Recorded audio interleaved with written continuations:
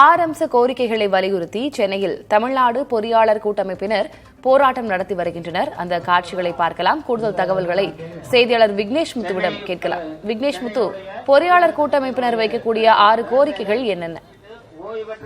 தமிழக முன்னாள் முதலமைச்சர் கலைஞர் அவர்கள் ஒரு நபர் குழு பரிந்துரை செய்தபடி 6வது ஊதிய குழுவின் ஊதியம் வழங்கப்பட வேண்டும் என்கின்ற திமுக அரசின் முக்கிய வாக்குறுதியை நிறைவேற்ற வேண்டும். பொறியாளர்களுக்கு 7வது ஊதிய குழு ஊதியம் வழங்கிட கடந்த 2024 இட்ட உயர்நீதிமன்ற தீர்ப்பை முழுமையாக நடைமுறைப்படுத்த வேண்டும். பொறியாளர்களுக்கு மட்டும் 2017 முதல் மறுக்கப்பட்டு வரும் 7வது ஊதிய குழு ஊதிய பயன்பாடுகளை உடனடியாக வழங்க வேண்டும்.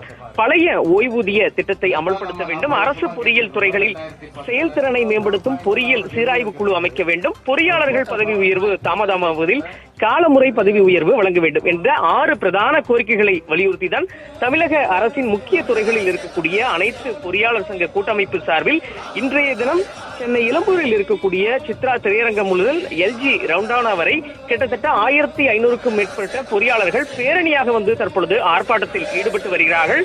மிக முக்கியமாக தமிழக அரசு துறைகள், வாரியங்கள், போக்குவரத்து கழகங்களில் பணியாற்றக்கூடிய பொறியாளர்களுக்கும் வேளாண் அதிகாரிகளுக்கும் மத்திய அரசு பொறியாளர்களுக்கு இணையாக ஊதியம் வழங்க வேண்டும் என்று கடந்த தேர்தலில் நீங்கள் அளித்த வாக்குறுதிகளை வலியுறுத்த உடனடியாக நிறைவேற்ற வேண்டும். தேர்தலுக்கு முன்பதாக எங்களுடைய கோரிக்கைகளை உடனடியாக அரசு நிறைவேற்ற வேண்டும். இல்லை என்றால் மிகப்பெரிய போராட்டங்கள் அடுத்தடுத்து நிச்சயமாக நடத்தப்படும் என்று அரசுக்கு எதிராக கோஷங்களை எழுக்கக்கூடிய பொறியாளர்கள் கிட்டத்தட்ட 3 மணி நேரமாக எழும்பூர் பகுதியில் தற்பொழுது சாலையில் அமர்ந்து இந்த போராட்டம் மற்றும் ஆர்ப்பாட்டத்தில் தொடர்ச்சியாக ஈடுபட்டு வருகிறார்கள். விவரங்களுக்கு நன்றி விக்னேஷ் முத்து.